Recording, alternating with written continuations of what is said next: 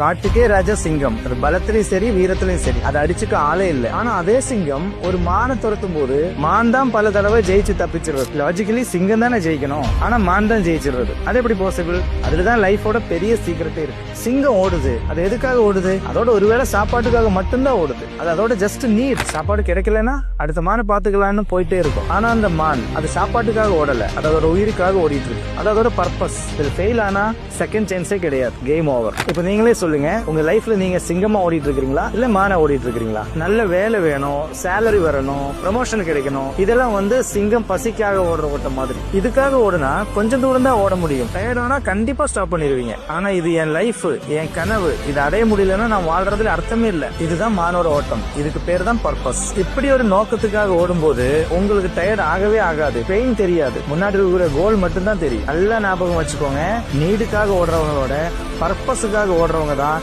எப்பவுமே வேகமா ஓடுவாங்க. சோ உங்க வை என்னன்றது முடிவு பண்ணுங்க. நீங்க ஜெயிக்கிறதும் தோக்குறதும் நீங்க எவ்வளவு ஸ்ட்ராங்கா ஓடுறீங்கன்றதுல இல்ல, நீங்க எதுக்காக ஓடுறீங்கன்றதுதான் முடிவு பண்ணுது.